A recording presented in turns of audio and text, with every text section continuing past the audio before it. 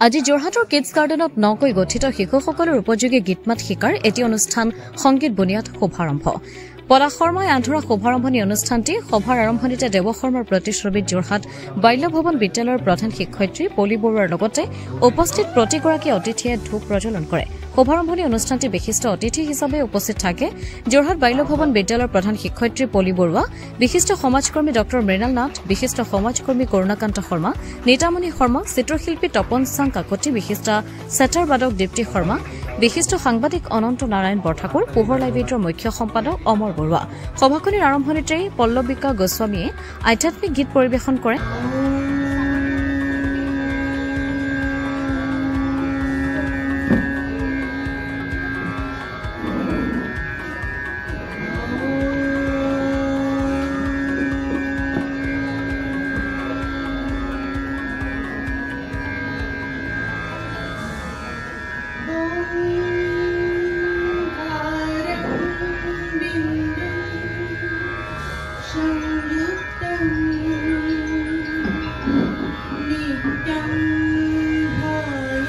আৰু ইয়াৰ পাছতেই সভাখনিৰ উদ্দেশ্য ব্যাখ্যা কৰে বিদ্যালয়খনৰ প্ৰশিক্ষক তথা বিশিষ্ট তবলাবাদক প্ৰকাশ শৰ্মা লগে লগে প্ৰতিগৰাকী বিশিষ্ট অতিথিয়ে শুভেচ্ছামূলক বক্তব্যও প্ৰদান কৰে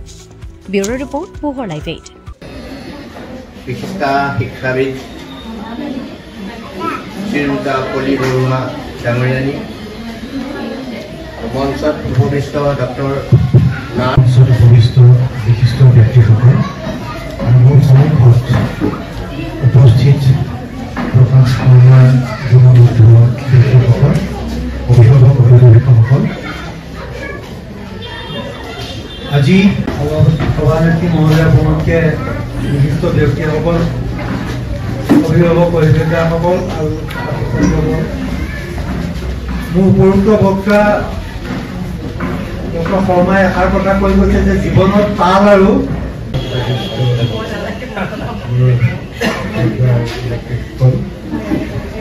সংগীতৰ বিষয়ে নিৰ্দিষ্টকৈ মোৰ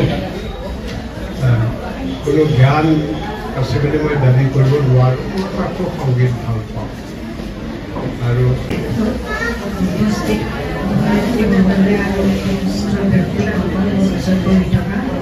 প্ৰকাশৰ কথা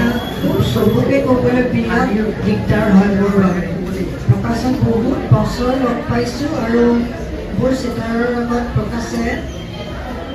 যি সংগীত বুনিয়াদ অনুষ্ঠানৰ জন্মদাতা প্ৰকাশ শৰ্মা ডাঙৰীয়া অশেষ শুভেচ্ছা আন্তৰিক শুভেচ্ছা আৰু ধন্যবাদ জ্ঞাপন কৰিছোঁ উপস্থিত বিশিষ্ট অতিথিসকলক মোৰ নমস্কাৰ জনাইছোঁ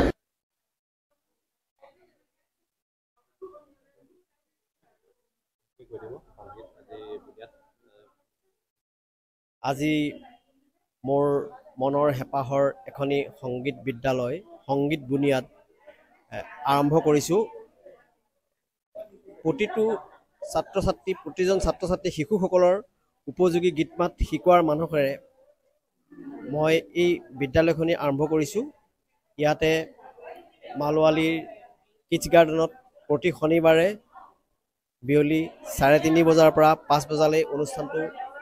চলিব আৰু ইয়াত সকলো ছাত্ৰ ছাত্ৰীয়ে যাতে পদ্ধতিগতভাৱে সংগীত শিক্ষাৰ সুবিধা ল'ব পাৰে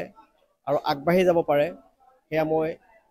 লক্ষ্য ৰাখিম আৰু প্ৰতিজন ছাত্ৰ ছাত্ৰীয়ে যাতে এখন মঞ্চ পায় সেয়াও মই মন কৰিম আৰু আজি পোহৰ লাইভ 8ৰ জৰিয়তে মই এই কথা বক্তব্য ৰাখিছোঁ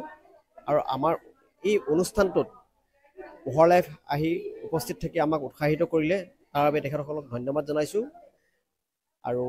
ক'বলগীয়া কথা এটাই যে প্ৰতিজন ছাত্ৰ ছাত্ৰীৰ বা প্ৰতিজন শিশুৰ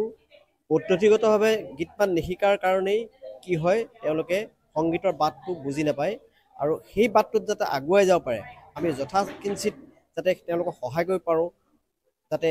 একনা কথাও যাতে আমি শুদ্ধ ৰূপত তেওঁলোকক শিকাব পাৰোঁ এই কথা আমি সংগীত বুনিয়াদৰ জৰিয়তে লক্ষ্য ৰাখিম আৰু সেই নাম দিছোঁ বুনিয়াদী সংগীতৰ বুনিয়াদ শিক্ষা হ'ব সেইকাৰণে আমি সংগীত বুনিয়াদ অনুষ্ঠানটোৰ নাম দিছোঁ ধন্যবাদ যোৰহাট নগৰৰ মাজমজিয়াত মুকলি হ'ল অত্যাধুনিক সা সুবিধাযুক্ত বিলাসী অতিথিশালা শ্ৰাংগিল্লা হোমষ্টে দৈনন্দিন জীৱনৰ ব্যস্ততাৰ মাজত অকণমান সময় বা এটা ৰাতি এটি শান্তিৰ সেউজীয়া ঘৰুৱা পৰিৱেশত নিজৰ প্ৰিয়জন অথবা পৰিয়ালৰ লগত কটাব বিচাৰিছে নেকি আপুনি? তেনেহলে আহক শাংগ্ৰিলা হোমষ্টেলৈ। শাংগ্ৰিলা হোমষ্টে পৰিয়ালৰ পৰা আপোনালৈ আন্তৰিক স্বাগতম। হয়, এটা অসমীয়া ঘৰুৱা পৰিৱেশৰ লগতে আপোনালোকে ইয়াত লাভ কৰিব শাংগ্ৰিলা পৰিয়ালৰ উষ্ম আতিথ্য আৰু অসমীয়া থলুৱা খাদ্য সম্ভাৰ। তদুপৰি আমাৰ ইয়াতে আছে আহল বহল আৰামদায়ক অধিক সুবিধাযুক্ত শীততাপ নিয়ন্ত্ৰিত কোঠা, 24 ঘণ্টাই বিজুলী সৰবৰাহৰ লগতে জেনেৰেটৰৰ সুবিধা আৰু শক্তিশালী চিচি কেমেৰাৰ ব্যৱস্থা। বিনামূলীয়া ৱাইফাই সুবিধা, কাৰ পাৰ্কিঙৰ ব্যৱস্থা, ন্যূনতম মূল্যত গাড়ী চালকৰ বাবে কোঠালিৰ ব্যৱস্থা, লগতে আপোনাৰ প্ৰমোদৰ বাবে উপলব্ধ এখন মুক্ত টেৰেছ, য'ত মুকলি আকাশৰ তলত আহাৰ গ্ৰহণৰ আনন্দ লাভ কৰিব পাৰিব